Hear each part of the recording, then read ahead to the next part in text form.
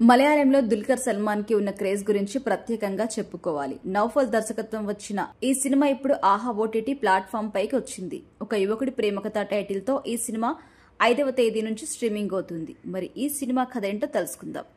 కథ విషయానికొస్తే లల్లు అంటే దుల్కర్ బాగా చదువుకోవాలని, డీసెంట్ గా ఉండాలని తండ్రి కోరుకుంటారు. అయితే అందుకు భిన్నంగా అతను తయారవుతాడు.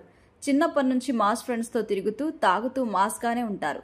తన స్నేహితులైన విక్కీ, ఢిల్లీ, కృష్ణమూర్తితో కలిసి తిరుగుతూ ఉంటాడు. కృష్ణమూర్తి ఆధ్వర్యంలో అందరూ కలిసి ఒక టీమ్ గా ఏర్పడి రంగులు వేసే పనితో రోజులు నెట్టుకుంటూ వస్తుంటారు. లల్లుకు ఒక తమ్ముడుంటాడు. బాగా చదువుకుని ఉద్యోగం చేస్తూ ఉంటాడు. అతనికి పెళ్లి చేయాలంటే ముందుగా లల్లుని పెళ్లి చేసుకోవాలి.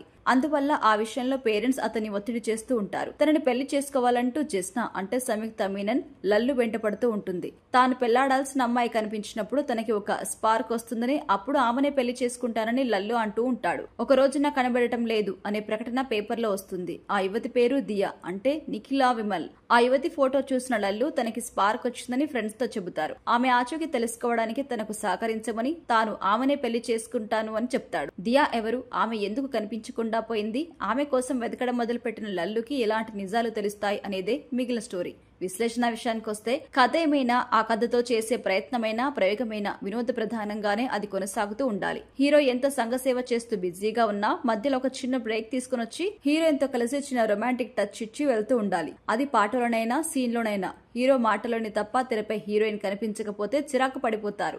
అలా చిరాకు పెట్టే సినిమా ఇది. హీరో తన తల్లిదండ్రులకి లేక కలిగిన సంతానం. పురిటిలోనే పోయాడు అనుకున్నవాడు బతుకుతాడు. మృత్యువుని జయించిన వాడు కావడం వల్ల యముడు అని పేరు పెడతారు. మృత్యువును జయించిన వాడికి యముడు అని పేరు పెట్టడమేంటో, ఈ పేరు బాగుంది, నాకు నచ్చింది అని తల్లి అనడమేంటో మనకు అర్థం కాదు.